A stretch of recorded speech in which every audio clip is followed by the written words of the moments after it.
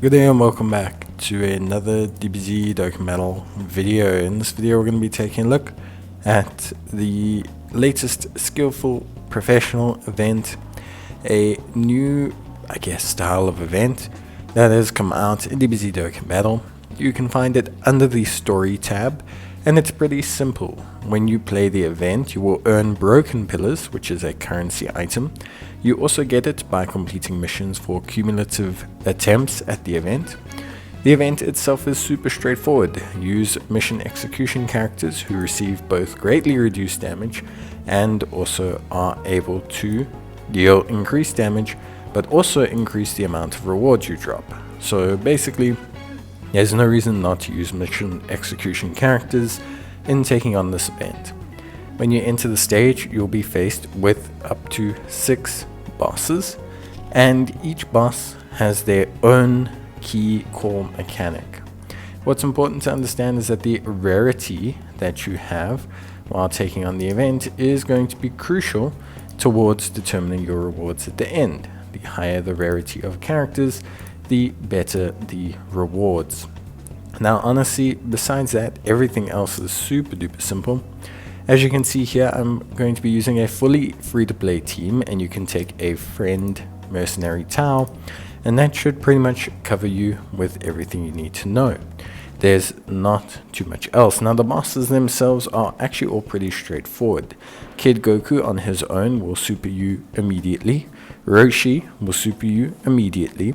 Yamcha will do increased or decreased damage depending on a Pepe Gal's enemy. Fusion Pilaf, or Pilaf in the giant robot, he is probably the one that's most tricky, as he will do damage with tech type key spheres.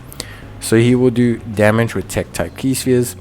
Very, very, very annoying, and obviously super duper irritating for a lot of players. 80,000 he does per orb, so it's probably the only boss you need to really be careful of course assuming you just don't pick up tech key spheres. Korin has to be crit, and then Goku and Bulma are just multiple enemies, which can obviously present an issue. Overall, if you're using mission execution category characters, you take such decreased damage that it's actually really straightforward and simple. You don't even have to really do anything, because you're taking such a reduced amount of damage.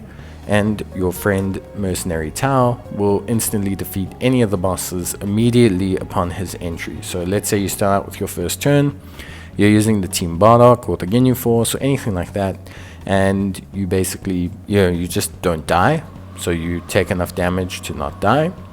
Then the next turn, the friend Tau will just immediately blow them up. The only thing I'll say is having a lead on your side can be tricky. That's why I'm using the physical Ginyu, because he is an all types lead, which is probably the best bet. Please also remember that the Oolong is a great support memory to use here. The Bulla and Vegeta GT is a great support memory, and the Android 18 and Krillin is a great support memory to use here. Now aside from that, that is pretty much it. Obviously there are tons of great rewards that you can earn here. In terms of the exchange shop, if you go there, you can exchange your Boken Pillars. You can get 25 Dragon Stones, which is amazing. And you can get 10 Kais, which is also amazing. And you can grab yourself Link Skill Orbs. Now for the Kais, the Dragon Stones, the Link Skill Orbs, altogether, you're looking at about 1010 Boken Pillars, which will probably take you around about 800 stamina or so, provided you're using a similar team to mine and you are using Oolong support memories and things. That's really about it. Honestly, there's nothing else really further to say. I think overall it is a fairly straightforward event that's a lot of fun. If you need help, let me know in the comments. Bye.